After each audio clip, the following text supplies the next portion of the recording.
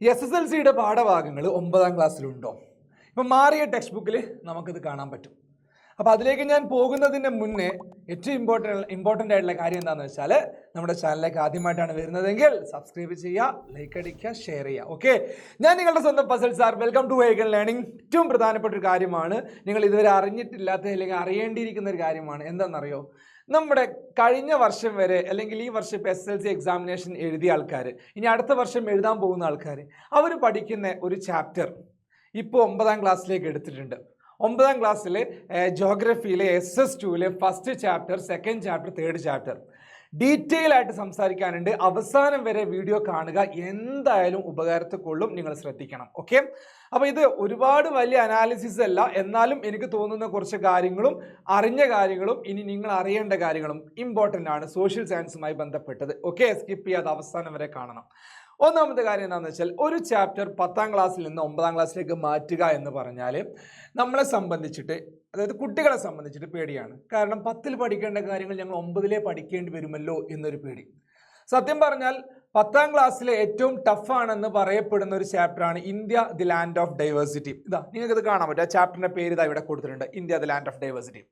ഇത് 10th എനിക്ക് തോന്നുന്നു 7ാമത്തെ ചാപ്റ്റർ, എനിക്ക് തോന്നുന്നില്ല, എനിക്ക് ഉറപ്പാണ് 7ാമത്തെ ചാപ്റ്ററാണ്. വൈവിധ്യങ്ങളുടെ ഇന്ത്യ എന്നാണ് മലയാളം, വൈവിധ്യങ്ങളുടെ ഇന്ത്യ.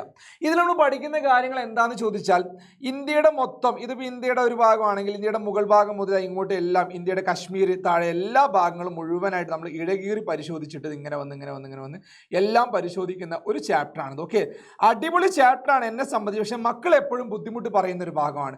മക്കൾ എപ്പോഴും പറയും, സാർ ഭയങ്കര ബുദ്ധിമുട്ടാണ് ഈ ചാപ്റ്റർ എന്ന് പറയാറുണ്ട്. ഈ ചാപ്റ്റർ ഇപ്പോൾ 9ാം ക്ലാസ്സിലേക്ക് മാറ്റിയിട്ടുണ്ട്. പക്ഷെ ഒരു പ്രശ്നമുണ്ട്, ഇത് ഒരു ചാപ്റ്റർ ആയിട്ടാണ് നിങ്ങൾക്ക് 10ാം ക്ലാസ്സിൽ പഠിക്കേണ്ടിയിരുന്നത്. ഒരു ചാപ്റ്റർ, അത് 3 ചാപ്റ്റർ ആയിട്ടാണ് 9ലേക്ക് വന്നത്. 3 ചാപ്റ്റർ ആയിട്ട്. India the land of diversity എന്ന് പറയുമ്പോൾ ഇന്ത്യയുടെ ഓരോ ഭാഗങ്ങളിലും എന്തെല്ലാമാണ് ഉള്ളത്, മുകളിൽ ഹിമാലയ, അങ്ങനെ ഓരോ കാര്യങ്ങളായിട്ട് ഫീച്ചേഴ്സ് സ്പെഷ്യലൈസ് ചെയ്ത് പറയുന്ന ഒരു ചാപ്റ്ററാണ് ഈ പറഞ്ഞ 7ാമത്തെ ചാപ്റ്റർ. ഇതിന് ബാക്കിയായിട്ട് റിസോഴ്സ് വെൽത്ത് ഓഫ് ഇന്ത്യ എന്ന് പറഞ്ഞ് ഇന്ത്യയുടെ റിസോഴ്സസിനെ കുറിച്ച് പറയുന്ന ഒരു ചാപ്റ്ററുണ്ട്. അപ്പം നോക്കേണ്ട കാര്യം എന്താ വെച്ചാൽ, ഈ ചാപ്റ്ററിനെ 3 ആക്കി മുറിച്ചു. On the roof of the world എന്നും പറഞ്ഞിട്ട്, അതായത് ലോകത്തിൻ്റെ മേൽക്കൂര എന്ന് പറയുന്ന ഒരു ഭാഗമുണ്ട്, പാമീർ. അതുമായി ബന്ധപ്പെട്ട് ഹിമാലയയുമായി ബന്ധപ്പെട്ട മൗണ്ടെയ്ൻസുമായി ബന്ധപ്പെട്ട ഒരു ചാപ്റ്റർ ഫസ്റ്റത്തത്, ഒന്നാമത്തത്. രണ്ടാമത് വന്നത് ഇൻ ദ എക്സ്പാൻസീവ് പ്ലെയിൻ. ഈ പ്ലെയിൻ എന്ന് പറയുന്നത് വെറും ആ ചാപ്റ്ററിൽ ഒരു 1.5-2 പേജ് മാത്രമേ ഉണ്ടായിരുന്നുള്ളൂ. 1.5 പേജ് മാത്രം. ഇതിൽ ഗ്രാനറി ഓഫ് ഇന്ത്യ എന്നും പറഞ്ഞ ചെറിയൊരു ഭാഗം, ഇന്ത്യയുടെ ധാന്യപുര എന്നറിയപ്പെടുന്ന ചെറിയൊരു ഭാഗമായിട്ട് ഒരു പ്ലെയിൻ എന്ന് പറഞ്ഞൊരു ഭാഗം മാത്രമേ ഉണ്ടായിരുന്നുള്ളൂ. അത് വലിയൊരു ചാപ്റ്ററായിട്ട് നിങ്ങൾക്ക് 9ാം ക്ലാസ്സിലേക്ക് കൊണ്ടുവന്നു, 9th കൊണ്ടുവന്നു, വലിയൊരു ചാപ്റ്ററായിട്ട്. അപ്പം നിങ്ങൾ സത്യം പറഞ്ഞാൽ ഒരു എന്താ പറയുക, ഒരു പേടി ഉള്ളിൽ വേണം. കാരണം ഇന്ത്യൻ ജോഗ്രഫിനെ നമ്മളിപ്പോൾ ഒരു ജോഗ്രഫി എക്സ്പേർട്ട് അല്ലെങ്കിൽ ജോഗ്രഫിയിൽ കുറേ പഠിച്ച ഒരാൾ എന്നുള്ളവർക്ക് പറയാണ്, ഇന്ത്യൻ ജോഗ്രഫി എന്നുള്ളത് വേൾഡ് ജോഗ്രഫിയെ പോലെ തന്നെ അത്ര ഇമ്പോർട്ടൻ്റ് ആണ്. കാരണം ഒരു ഡൈവേഴ്സിറ്റി ഇന്ത്യൻ ജോഗ്രഫിയിലുണ്ട്.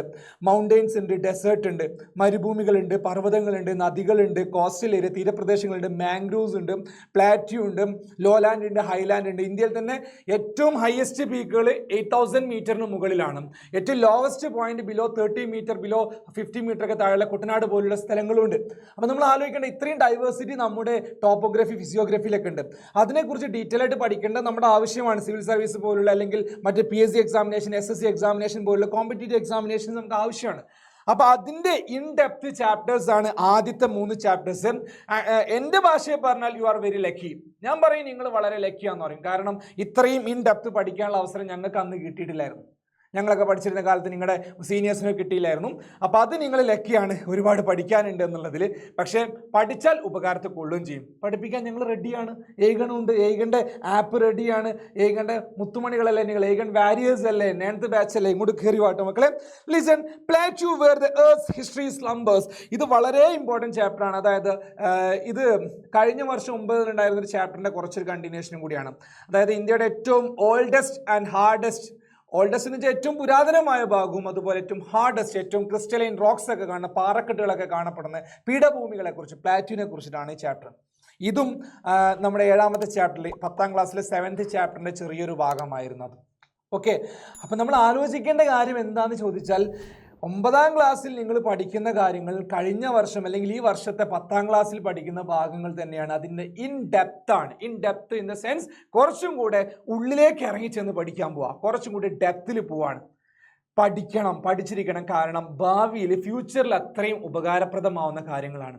ഒരിക്കലും സോഷ്യൽ സയൻസ് ആണ്, ജോഗ്രഫി ആണെന്ന് വെച്ചിട്ട് ഒരിക്കലും മാറ്റി വെക്കേണ്ട സബ്ജക്റ്റ് അല്ല, ചേർത്ത് പിടിക്കേണ്ട സബ്ജക്റ്റാണ്. എടുക്കുന്നത് ഞാനാണ്, പെർഫെക്റ്റ് ആയിട്ട് എടുത്തരും. ഇതിൻ്റെ ഇൻ ഡെപ്ത് എത്രത്തോളം പോകാൻ പറ്റും അതൊക്കെ നിങ്ങളെ പഠിപ്പിച്ചിട്ടേ പോകുള്ളൂ. അത്രയും ഇൻട്രസ്റ്റോട് കൂടിയിട്ട് വളരെ ത്രില്ലിംഗ് ആയിട്ട് പഠിക്കാൻ പറ്റുന്ന ഒരു സയൻറ്റിഫിക് സ്റ്റഡിയെ നടത്താൻ പറ്റുന്ന ഒരു ടോപ്പിക്കുകളാണ് ആദ്യത്തെ 3 ചാപ്റ്റേഴ്സ്. ഇനി 4ാമത്തെ ചാപ്റ്ററിനെ കുറിച്ച് പറഞ്ഞാൽ വളരെ രസകരമായ മറ്റൊരു കാര്യമാണ്. നിങ്ങളുടെ ഈ വർഷത്തെ 10ാം ക്ലാസ് എഴുതുന്ന ചേട്ടന്മാരോട് ചോദിക്കാം, അവരുടെ 3rd chapter ജോഗ്രഫിയിലെ SS2 3rd chapter ഏതാണെന്ന് ചോദിക്കാം. അത് human resource development in India എന്നുള്ള ചാപ്റ്ററാണ്.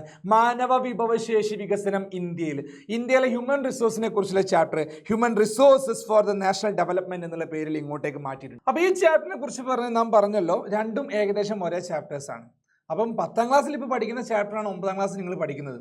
അപ്പോൾ ഒരിക്കലും നിങ്ങൾക്ക് ആ ചാപ്റ്റേഴ്സ് 10ൽ റിപ്പീറ്റ് ചെയ്ത് വരില്ല എന്നുള്ളതാണ് ആദ്യത്തെ സത്യം, നിങ്ങൾ മനസ്സിലാക്കാത്ത സത്യം. അപ്പോൾ 9ാം ക്ലാസ്സിൽ കഴിഞ്ഞ വർഷം കുറച്ച് ടഫായിട്ട് നമുക്ക് തോന്നിയിട്ടുള്ള ലാൻഡ് ഫോംസിൻ്റെ ഒരു ചാപ്റ്റർ ഉണ്ട്, അത് ഓഷ്യനോഗ്രഫിയുടെ ഒരു ചാപ്റ്റർ ഉണ്ട്, ഓഷ്യൻ കറൻസിൻ്റെ. അതിനി അടുത്ത പാർട്ടിൽ ഉണ്ടോ എന്നല്ല, അതൊക്കെ ഫസ്റ്റ് പാർട്ടിൽ ഉണ്ടായിരുന്നതാണ്. അതൊക്കെ ഇനി 10ലേക്ക് മാറുമോ? കോണ്ടിനെൻ്റൽ ഡ്രിഫ്റ്റ് തിയറി, അതുപോലെ പണ്ടുണ്ടായിരുന്ന ആൽഫ്രഡ് വെഗനറിൻ്റെ കാര്യങ്ങളൊക്കെ ഉണ്ടായിരുന്നു. അങ്ങനെ കുറച്ച് ഇൻഡെപ്തിലേക്കുള്ള കുറച്ചും കൂടെ ഫിസിക്കൽ ജോഗ്രഫിയുമായി ബന്ധപ്പെട്ട് ഓഷ്യനോഗ്രഫിയുമായി ബന്ധപ്പെട്ടതൊക്കെ.